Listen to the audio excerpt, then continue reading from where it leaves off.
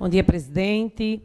Bom dia, vereadores e vereadoras dessa casa. Saudar especialmente os vereadores que estarão nessa casa aqui no próximo mandato. Muito feliz, inclusive, com as mulheres, que serão um número maior. 8 mulheres ocuparam essa casa. Atualmente somos 7 mulheres vereadoras, mas na próxima legislatura seremos 8.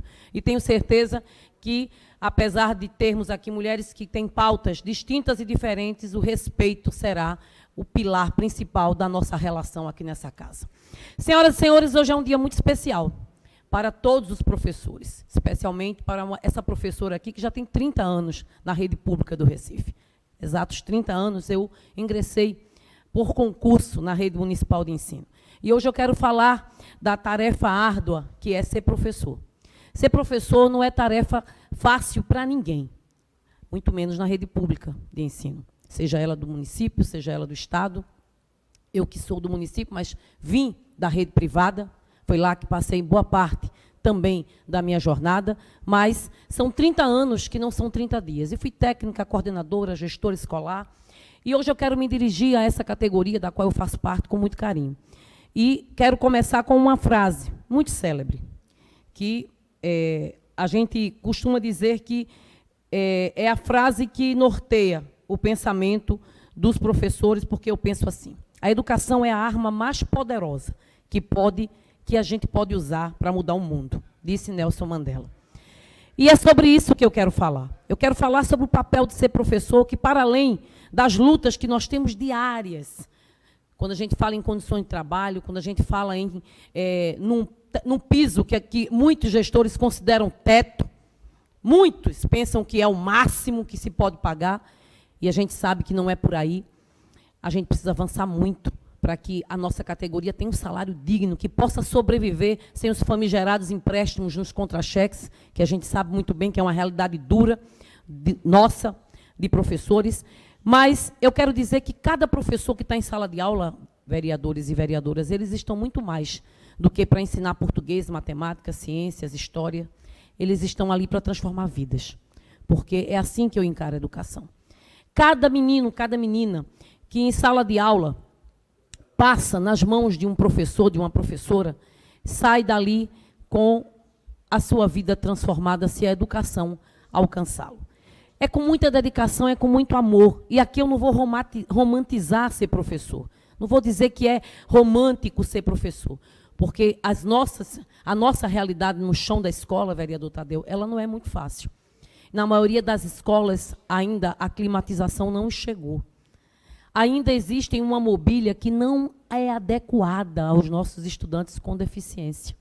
Existe uma mobília que ainda não comporta, por exemplo, estudantes um pouco mais cheinhos, como essa professora que está falando com vocês.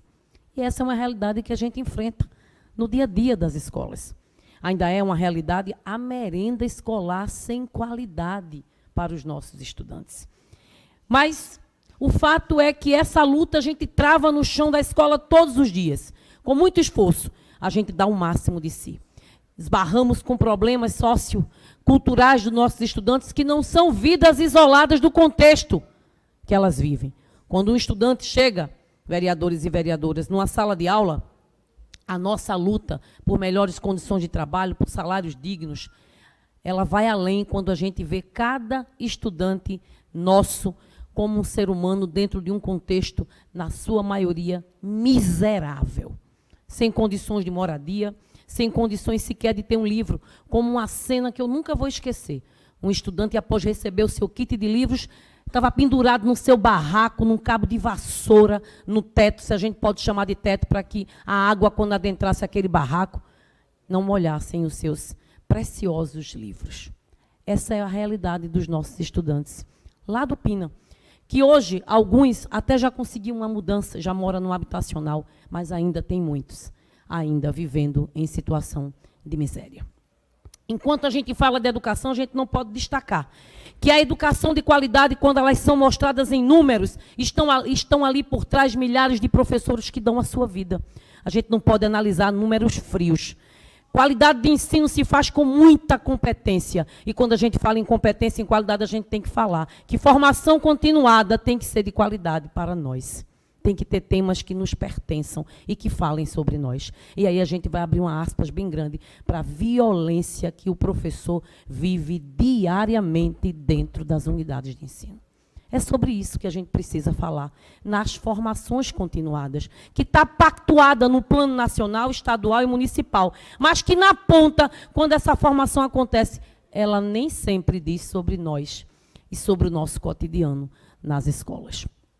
Teria muito mais para falar, e aí, presidente, Vossa Excelência, não apite mais, que eu vou terminar, é para dizer que a inclusão ainda é uma luta muito solitária dos meus colegas que estão em sala de aula. E eu quero hoje dizer para eles, parabéns.